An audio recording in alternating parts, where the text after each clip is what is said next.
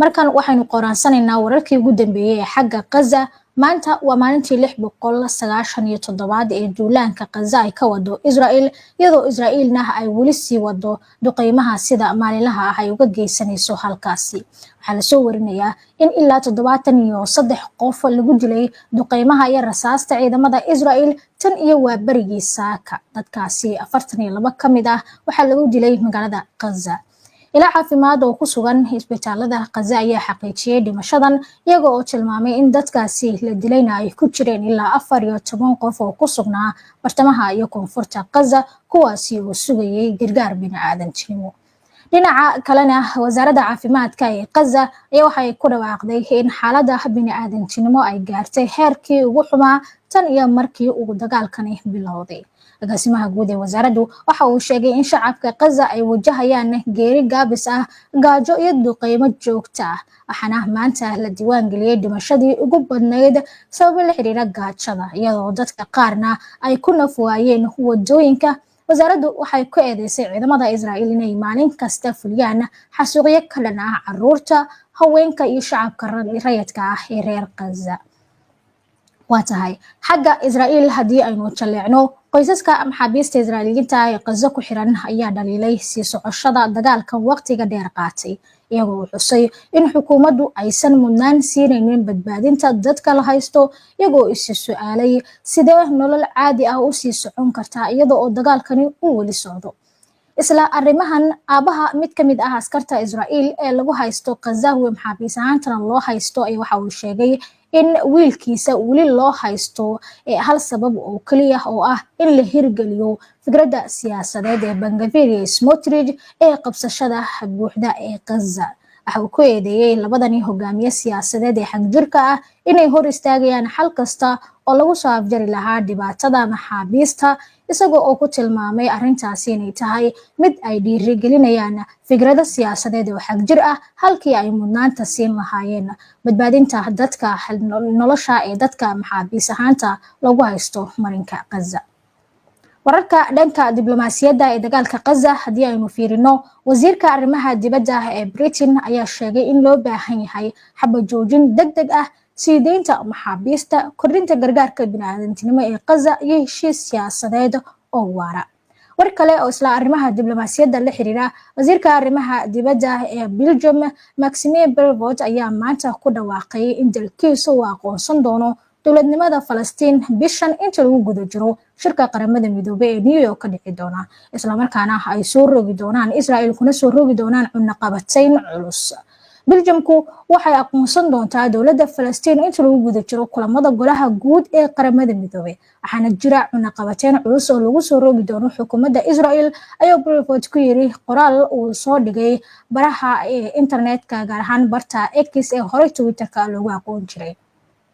dhamaadkii bishii hore ee July, madaxweynaha Faransiiska Emmanuel Macron ayaa shaaciyay in dalkiisu aqoonsan doono dowladnimada Falastiin inta lagu guda jiro kulamada golaha guud ee qaramada midoobay ee dhici doona 9 ilaa 23 bishan aynu ku guda jirno ee Sebtembar, kadib in ka badan 10 dal oo reer galbeed ah waxay ku dhawaaqeen inay raaci doonaan tusaalaha Faransiiska. kuwa ugu caansan dalalkaasina waxaa ka mid ah Australia, Britain iyo weliba Canada. dalal kale ayaa waxay saxiixeen waxa loo yaqaan bayaanka New York, waxaana ka mid ah dalalkaasi Andorra, Finland, Iceland, Ireland, Luxembourg, Malta, New Zealand, Norway, Boortaqiiska, San Marino, Slovenia iyo sidoo kale dalka Spain. Prevot waxa uu sheegay in Belgiumka ay ku biiri doonto dalalka saxiixay bayaanka, taasina ay jid ugu furayso xalka laba dowladood. waxa uu intaasi ku daray in go'aanka la gaaray iyadoo uu la eegayo musiibada bini'aadantinimo ee ka socota Falastiin, gaar ahaan dhulweynaha Gaza, iyo jawaab celin ku aadan xadgudubka Israel ee sharciga caalamiga ah. waxa uu carabka ku adkeeyay in Belgium ay sidoo kale soo rogi doonto ilaa 12 cunaqabatayn ah oo culus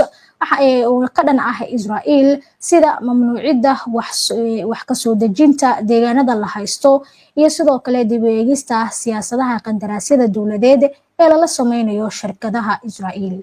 cilmibaare ku takhasusay arrimaha caalamiga ah oo lagu magacaabo Xusaam Shakeer ayaa sheegay in mowqifka Belgium uu ka turjumayo cadaadiska sii kordhaya ee ka imaanaya qaar ka mid ah xisbiyada Yurub balse aan ka imaan dhammaan reer Yurub iyadoo sidoo kale la eegayo dagaalka lagu baabi'inayo ee laguna gaajaysiinayo dadka Falastiiniyiinta ah ee reer Gaza. waa xagaaga markana aynu qoraasano war la xiriira xiisada Iiraan iyo sidoo kale dalalka reer galbeedka ah. gudoomiyaha baarlamaanka Iiraan Maxamed Baaqir Qalibaaf ayaa adkeeyay go'aanka dalkiisa ee ku aadan ka hortagga go'aanka saddexda dal ee reer Yurub ee kala ah Faransiiska, Jarmalka iyo Britain. go'aankaasi oo ah dib soo noolaynta cunaqabateynta caalamiga ah iyo tan qaramada midoobay ee saaran dalkiisa. waxa uu sheegay gudoomiyuhu in dhawaan ay qaadan doonaan go'aan midaysan oo lagu hor istaagayo habka kicinta, isagoo sidaasi ka sheegay hadallo uu ka jeediyay maanta intii lagu guda jiray fadhi guud oo baarlamaanku ay yeesheen. Qalibaaf waxa kale uu adkeeyay in saddexdani dal aysan xaq u lahayn inay dhaqaajiyaan habka kicinta ee soo rogaya mar kale cunaqabateynta, isagoo intaas ku daray qararada qaramada midoobay ma aha oo kaliya qad iyo waraqad, mana aha kuwa saameynaya dhaqaalaha Iiraan. hadaladani ayaa imaanaya iyadoo la filayo in baarlamaanka Iiraan uu codeeyo sharci qasab ah in looga baxo heshiiska ka hortagga faafinta hubka nukliyeerka ee magaciisa loo yaqaano NPT.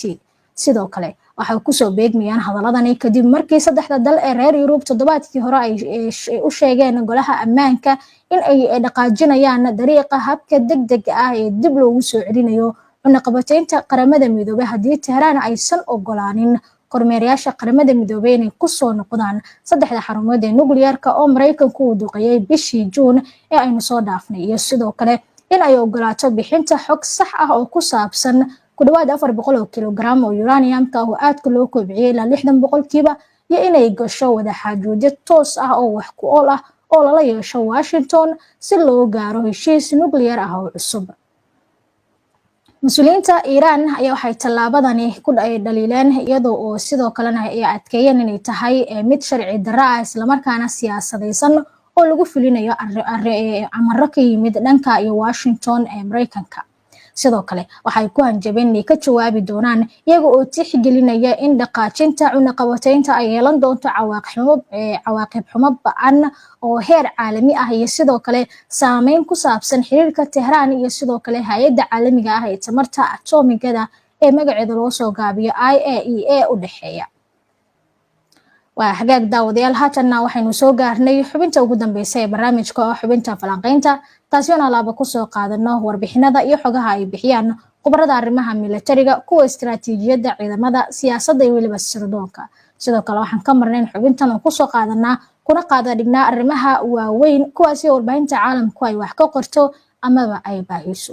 xubinta maanta waxaan kusoo qaadanaynaa xiisada Iiraan iyo Israel ayaa weli cirka ku shareeran iyada oo labada dhinacba ay wadaan diyaargarow dagaal iyo hub urursi, waxaana intaasi dheer hadallada adag ee xanafta leh ee mas-uuliyiinta labada dhinacba ay hawada isku marinayaan. haddaba muxuu yahay diyaargarowgan cusub ee dagaal ee Israel ay wado, kaasi oo ay ka mid yihiin kaydka cunada qasacadaysan, biyaha, cuntada qalalan ee goobaha gabaadka looga gala gantaalada oo dayactir xoogan lagu sameynayo, sameynta gudiyada adeegyada ee degmooyinka iyo dawooyin tiro badan. waxay u muuqataa in xaaladda diyaargarowga ah ee dagaal weyn oo goboleed oo laga yaabo inuu dib uga soo ibaxo bariga dhexe ay dardar ku socoto, taasina ay tahay waxa ku riixaya hay'adaha xaaladaha degdega ah ee Israel inay qabtaan shirar, talooyin iyo qabanqaabooyin badan oo lagu soo bandhigayo diyaargarowga bulsho iyo midka dhaqaale oo leh wajiyo amni oo tiro badan. warbixino cusub ayaa soo baxay kuwaasi oo muujinaya in xukuumadda Israel ay dejisay qorshayaasha qaybinta lagama maarmaanka ah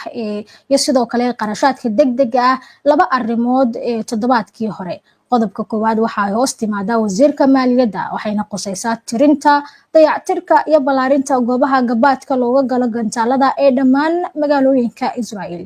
guddiyo farsamo iyo kuwa maaliyadeed ayaa la sameeyey si ay u fuliyaan dayactirka lagama maarmaanka ah ee goobaha muhiimka ah ee magaalooyinka. degmada Qudus dhankeeda gaar ahaan waxaa la xoojinayaa isla markaana la dayactirayaa qaar ka mid ah goobaha gabaadka, isbitaalada iyo sidoo kale deegaanada waaweyn ee ku hareeraysan Qudus iyo magaalada Al-Khaliil ama Hebron. qodobka labaad waxa uu quseeyaa diyaargarowga shabakad khubaro ah iyo shirkado gaar ah si ay u diyaariyaan uguna keenaan cunto iyo cabitaan dadka muddooyinka dheer mashiinada bixiya iftiinka iyo tamarta korontada. wasaaradda maaliyadda ee Israel waxay la xiriirtay 10 shirkadood oo ku takhasusay keenista iyo bixinta adeegyada iyadoo oo la bixiyay amaro lagu xoojinayo baqaarada iyo kaydadka cuntada qalalan, cuntada qasacadaysan, qudaar la qalajiyay iyo waxyaabo kale oo kala duwan. guddiyada iibku waxay danaynayaan xoojinta warshadaha yaryar ee sameeya dhalooyinka biyaha waxaana lagu amray inay kordhiyaan wax soo saarkooda. sidoo kale shirkadaha dawooyinka iyo sahayda caafimaadka iyaguna qayb ayay ka yihiin diyaargarowgani xoogan ee Israel ka socda. golayaasha deegaankana waxaa lagu amray inay sameeyaan guddiyo degdeg ah si ay u diyaariyaan qorshaha gaadiidka degdega ah ee loogu talagalay shacabka iyadoo la dayactirayo calaamadaha elektarooniga ah ee sida degdega ah u xira albaabada guryaha iyo qalabka iftiinka qabta iyadoo oo la adkeenayo tallaabooyinka amniga si looga baaqsado in dadka khatarta ahi ay soo galaan guryaha dadka. waxaa la filayaa in tallaabooyinkani la qaado islamarkaana lagu xiriirinayo diyaargarowga dagaal ciidan oo ballaaran oo laga yaabo inuu soo laabto iyada oo laga gaashaamanayo waxyeelada dagaalo lala galo Iiraan iyo Xisbullah Lubnaan xilli ay wareegyada diblomaasiyadeed ee reer galbeedka ay ka hadlayaan abaabul cusub. diyaargarowyadani waxay ku kooban yihiin wada shaqaynta wasaaradda maaliyadda, difaaca iyo golaha arrimaha degmooyinka waxaana la ogaaday in hay'adaha iyo warbaahintuba ay qarsoodi ku hayaan in dadaalada kaydinta saadka ay si tartiib ah u kordheen labadii toddobaad ee lasoo dhaafay taasi oo si dhab ah u muujinaysa in Tel Aviv ay isku diyaarinayso ku noqoshada xaalad kale oo dagaal oo gobolka bariga dhexe mar kale ka aloosan.